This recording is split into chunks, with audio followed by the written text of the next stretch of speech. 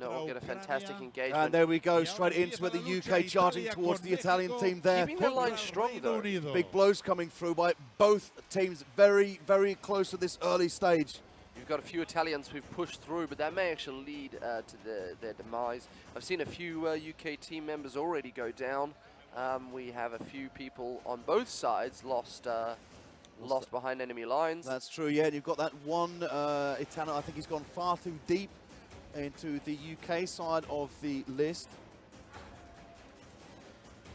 Seems like one Italian is choosing to argue with the Marshal. Hopefully that is now sorted. Yeah, it's a fairly risky thing to do, and it appears that the UK are now dominating this in terms of numbers. However, the Italians are not taking this sitting down. Well, it seems to be that the advantage in numbers has been lost. They now seem to be pretty even, but these Italians are very, very strong. But they're not doing anything proactively to change the fight. It seems like they're just taking a beating. They need to start fighting back to try and take down some members. Yeah, they're fighting against some very, very experienced UK fighters there. Big aggressive shots there, and I believe the Marshals have called it. That's an important win there for the UK.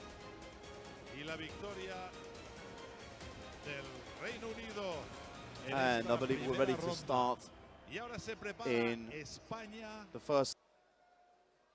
And just you can see how big these shots are from the. Unfortunately, he missed that one, but a big swing. You can see his team member telling him to go take the man in the corner. The Italian went far too deep there. He's looking himself way too risky. If you look just up, you've got all the line of UK fighters that can simply turn around and rush him. He actually should have disengaged and gone to attack them. It would have shaken up the entire line. An attack from the rear to a solid line can create havoc. Engagements, you know, yelling as hard as they can, but if they can't get closer, well, that's true. They have to use those sticks. And unfortunately, if they're not close enough to use the sticks, it's not safe, then we don't expect them to be risking their lives to be putting it in there. Luckily, we do not have any history of any Marshal getting seriously injured from a weapon. Getting injured at all, certainly not Battle of the Nations. No, no. Obviously, there are many fights around the world. I've never heard of a single story of anybody, even a Marshal, getting seriously injured. Now, here we see Ukraine pushing hard and just heating continuously from every angle. The Spanish doing their best to strike, but as your shields come up, you lose some of that ability when you're in a line. Their line is now broken. Obviously, a few fighters trying to hold, some pushing through, but many already on the ground. Yeah. The fight was over, I believe, pretty quickly once they had lost 50% of their fighters in the first 15 seconds. Sure.